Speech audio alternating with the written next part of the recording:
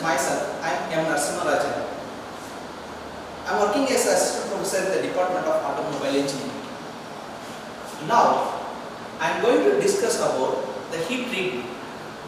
Heat treatment is a process which helps to change the properties of the material. Then, the people have a doubt how the property can change. Before getting into the subject, we have to know some of the basic properties of the material. First, we will discuss what is meant by ductile. Ductile, it is a property of a material which helps to make a thin wire. If a material capable to make a thin wire, then we will call it as a ductile material. If a material capable to hammer, then it is called malleability. Then hardness. Hardness, in a simple way, we can describe that resistance against indentance. And then strength, the compressible and tension load capable to withstand, then it is called strength. Likewise, we have so many properties. Before getting into the subject, we have to understand the basic properties of the material. Then we will discuss about the heat treatment. The heat treatment helps to change the property of the material. We will discuss how it is happened. It is very clear that the process, it says that property of a material can alter by means of heat treatment process. Right. What is heat treatment?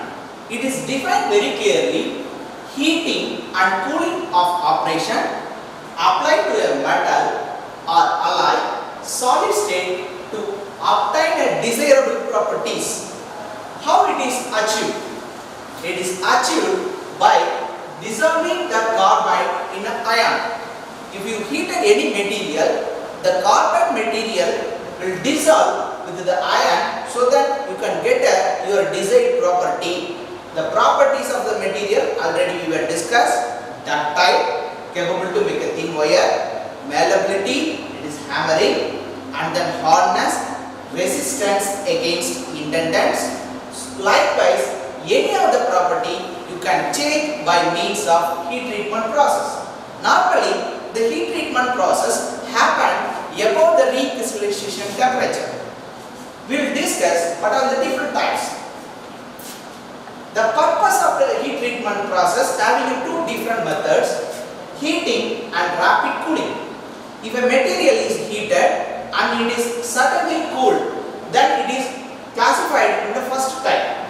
And then second type, if a material is heated and cooled slowly, then it is called as a second type.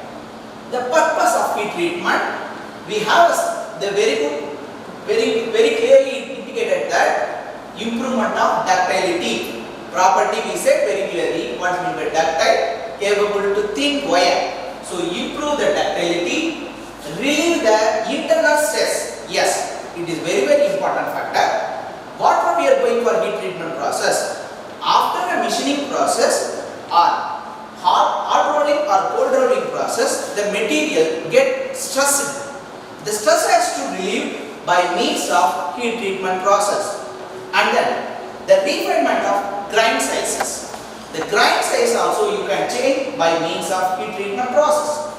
And you can increase the strength and hardness. The strength we said very clearly. What is meant by strength? Capable to resist compressive or tension load, hardness, resistance against indentance or scratch proof material, we call it as a hardened material, right? And then you can improve the machinability. Some of the materials having a property of high hardness. Even though if a material having high hardness, you can reduce by means of machining or the heating process. Next, factor involved in what are the factors involved in a heat treatment? First one, temperature up to which material is heated. You have to heat up to particular temperature. How it has been identified, we will discuss in later. The length and time of the material is to be elevated. The time and temperature to be kept inside the furnace has has to be calculated in earlier for heat treatment process, and the rate of cooling. However, it has to be suddenly cooled or oil quenching, depend upon that different type of process we have. And the surroundings and atmospheric thermal conditions also make a huge impact on the heat treatment process. We will discuss how it is happening. Next, I said very clearly, heat treatment, first process is heating and holding and cooling. Three different processes makes very important in the hardening or annealing or heat treatment process. How long it has to be heated, how long it has to be choked inside the furnace itself, it has to be kept inside, and then how it has to be cooled. These three factors makes a heating process imperfect. Next, then type of heat treatment, it is first one is annealing, normalizing, hardening and tempering. We will discuss today what is different type of annealing process, what are the different type of normalizing, hardening and tempering process we will discuss on today. Next, this is an iron carbon diagram which helps to identify the temperature at which to be elevated. People having the doubt, sir, how much temperature I have to heat? It has to be identified by means of iron carbon diagram. In the iron carbon diagram, we have in x direction, we have a carbon composition, how much it has, and then temperature in y direction. Suppose if a material having 0.1% of carbon, then how much it has to be elevated? You can identify by means of this iron carbon diagram. We will discuss in deeper after the discussion of hardening process.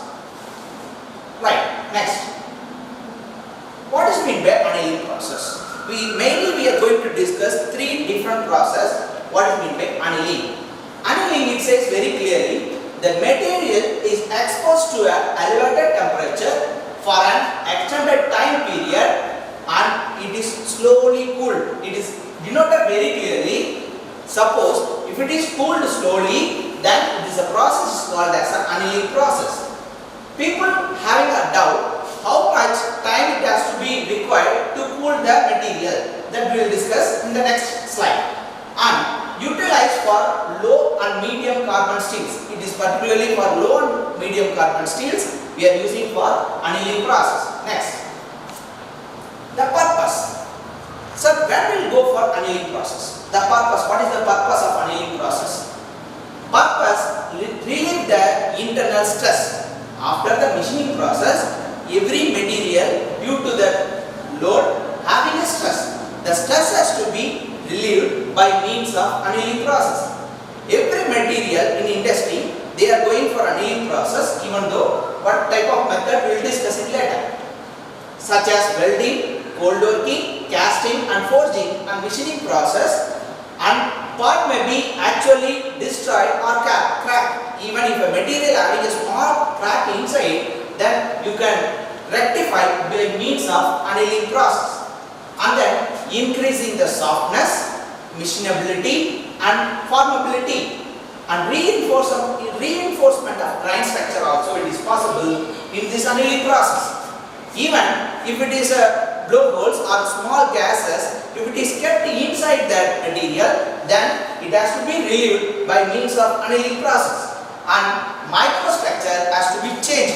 You can adjust BCC to FCC, at any structure you can adjust by means of annealing process, and then you can alter ductility, toughness and electrical and mechanical properties also you can change. The people having doubt how the material magnetic property, if it is possible to change, yes, it is possible to change. For example, even 1 rupee coin, we have a 1 rupee coin, in the coin having a magnetic property. The magnetic property not required for a 1 rupee coin. Then you have to reduce the magnetic property, then you go for a different processes. If you do the process, then automatically the magnetic property will reduce. That we will discuss one by one. Next, in this slide, what we will discuss, annealing, the purpose of annealing. And then stages annealing process. What are the different stages? We have three different stages: heating, choking and cooling, that we will discuss in the graph itself. For example, heating, that material arsenic heating to 15 to 50 degrees Celsius above A3 state, or it has to be kept for 1 or 2 hours depend upon a diameter. If it is a diameter, then 1 inch, if you require to cool 1 inch, you have to choke inside the furnace for 1 hour. If it is a 10 inch, then you have to keep inside 10 hours. This is a main disadvantage in annealing process. And then cooling. Cooling normally taken place in the room temperature itself for 100 degree Fahrenheit. Typically full annealing done in a furnace itself. Better normally to reduce the temperature of annealing process, it is kept inside the furnace itself, so that the temperature, if it is not sudden cool, the temperature you can reduce by means of furnace itself. Next, in an annealing process, full annealing, process annealing, stress relief annealing and recrystallization annealing and sporadic annealing, we have a different types. For example, the diagram itself given very clearly. For example, this line it shows that lower critical temperature, and then this line it is normally called as T1, and then upper critical temperature called as a TU. Above the upper critical temperature, if a material is heated, then it is called as a full annealing. It is denoted very clearly. If a material temperature above the upper critical temperature, it is called as a full annealing. If a material lower critical temperature below the lower critical temperature, it is called as a subcritical annealing. Between upper and lower critical temperature, then it is called as a partial annealing. We have three different type of annealing process. First one is subcritical annealing and partial annealing and full annealing. By defining these three different categories, depend upon the lower critical and upper critical line, we have to discuss. And for example, under different type of process here, it is discussed very clearly in this diagram. What is meant by full annealing?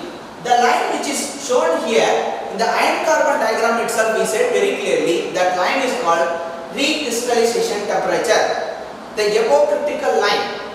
If it is above the critical line or below the critical line, depend upon that we have 4 different processes. For example, full annealing, it is denoted very clearly 727 degrees Celsius above up to 1000 degree. This pointed area, if the material is heated, then it is called as a full annealing.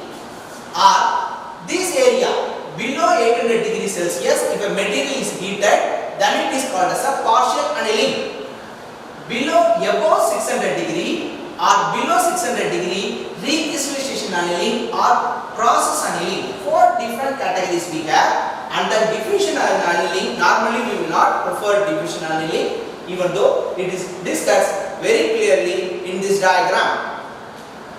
Next, it is a full annealing. We will discuss what about the full annealing. The iron, if a grind structure, how it is formed. For example, in a full annealing, fine pearlite structure is available. You can change it to arsenite or pearlite coarser grain, you can get it, or hypoelectric steel. This is a grind structure. We will get it after the full annealing process. Next, objective of a full annealing: improve the ductility. Discuss. This is the main aim of the annealing process.